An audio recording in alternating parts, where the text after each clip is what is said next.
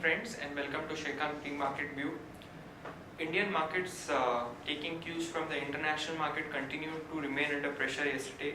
Sensex took a cut of about 240 points and Nifty took a cut of 60 points. However, indices did recover a little bit from the lows that they had made. If you look at the cues from Wall Street, they aren't quite good.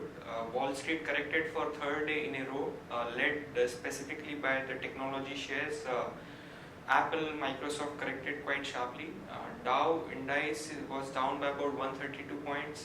Nasdaq too took a cut of about 47 points, and S&P was down by about 17 points. Also, the markets and the traders are quite concerned about the Fed meet, which begins from today and is slated till tomorrow.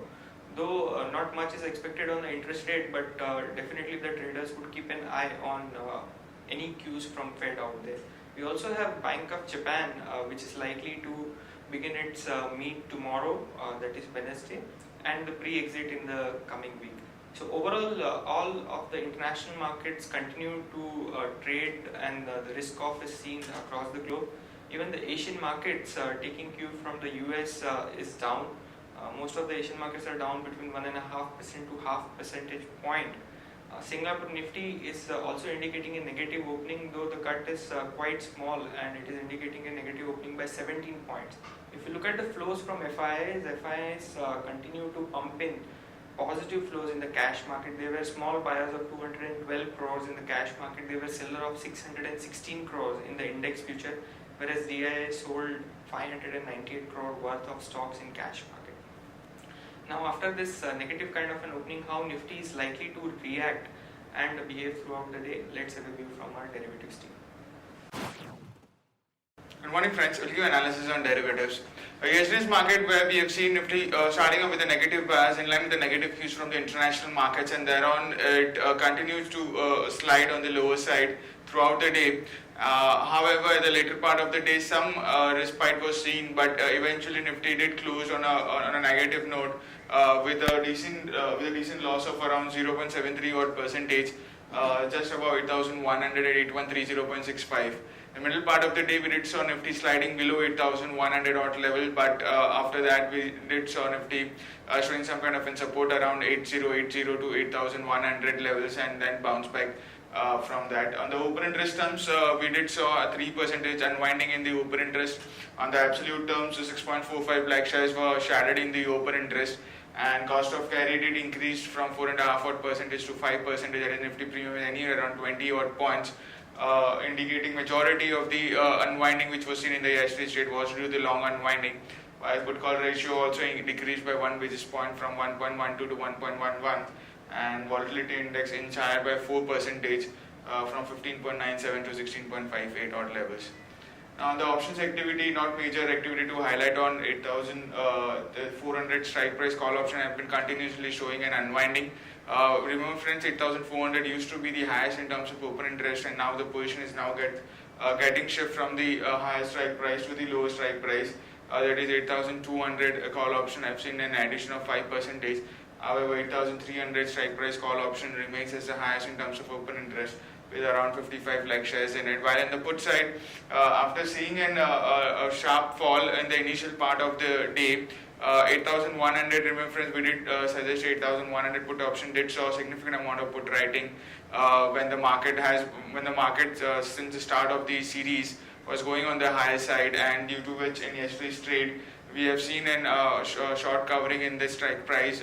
Hence we have seen an unwinding of 20 odd percentage in 8,100 put option, while 8,000 put option remains as the highest in terms of open interest and has seen a minor addition of 4 odd percentage, and its highest in terms of open interest with around 72 lakh shares in it. So all in all, the outlook on the markets remains weak unless until it doesn't crosses our VWAP on the higher side, and on the lower side 8,000 levels would be acting as a very strong support unless until if there is no big exit or any no major negative news from the international markets. We don't expect market to breach below 8,000 levels. 8,000 is a good support. Market can come and test 8,000 odd levels, but it's difficult for the market to sustain below that for the longer period of time. There are three securities in bank period for today's trade, that is Arcom, Canara Bank and India Cements. On the FIS front, in index futures, there were net sellers by 615 odd crores. In line with the market going down, FIs have also been selling in the index futures, and there were net sellers with a decent amount of 615 odd crores. While index options, there were net buyers by 649 crores, stock futures net sellers by 1387 crores, and stock options net sellers by 4 crores only. On the market level, our 5 days we have stands at 8224 with a lower range at 8000, which is our highest put base, and high range at 8224. On the SX Nifty is trading lower, it's down by 17 odd points in line with negative cues from the international markets, and it's quoting anywhere around 8112.50, indicating some kind of a negative to soft opening can be expected in the morning trade. That's it from derivatives. Thank you.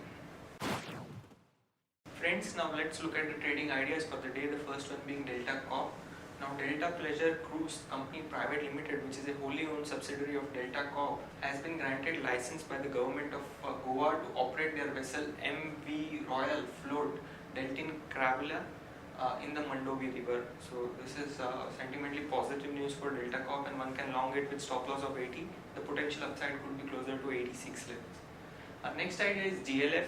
DLF had put its rental assets on the block. The company was looking to sell some of the stake, 40% stake in it. Now, as per media sources, the rental arm gets $1 billion bids from most of the biggies like GIC, etc. This is sentimentally positive news for DLF, and one can long DLF with stop loss of 127. The potential upside could be closer to 135 and above. Moving on to important news update, Jubilant Foodwork has indicated that the company is aiming to add about close to 20 new donut stores and 130 to 140 Domino Pizza restaurants in FY17. Vedanta is planning to acquire coal mines via auction, as the mining conglomerate is seeking to ensure fuel supply and fuel security for its energy-gutting aluminium business. Fitch has downgraded Lodha developers rating to B, and outlook has been placed on negative watch.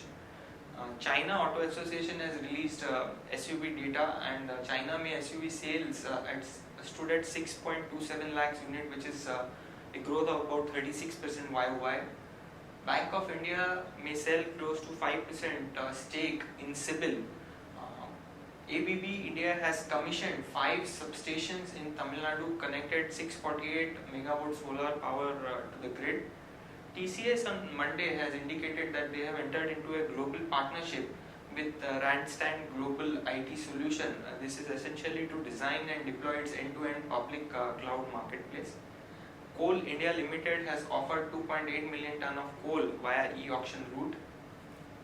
States are likely to auction close to 20 iron ore blocks, and out of this 14 will be offered by Karnataka. Tax demand increases TCS's contingent liability by close to 4,000 crore. NTPC sells surplus power on India Energy Exchange, and a couple of other companies, which is NHPC and NLC, are likely to follow the same. Welspun Renewable Energy acquisition can hit Tata Power's credit metrics as per Moody's.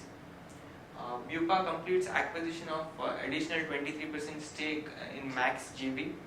Havells India is likely to raise stake in Promtech Renewable Energy Solution.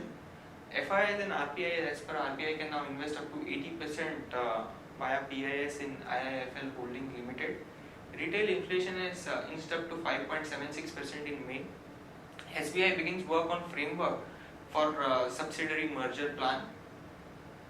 Also, there is an important news update. There is a fresh debt rejig which has been made by RBI. Now, this is likely to be applicable to accounts above rupees 500 crore. To divide the NPA into 2 parts, sustainable and non-sustainable. The sustainable part shall not be less than 50% of the overall NPA. 75% lenders must agree to this. No fresh moratorium on sustainable portion of debt. Existing promoters may be allowed to continue to run their businesses. Power and steel sector may be key beneficiary. Also, this would be positive news for certain banks which are struggling with NPA. So overall, a fresh rejig or fresh update by RBI. Watch list that we've created for the day: stock with positive bias, we have TVS Motor, Hexaware and HCL Technology. Stock with negative bias, we have Cipla, NCC and Apollo Hospital. Stock for medium to long term investment, we have BEL, HDFC Bank, Maruti, Hindustan Unilever and Glenmark. Thank you.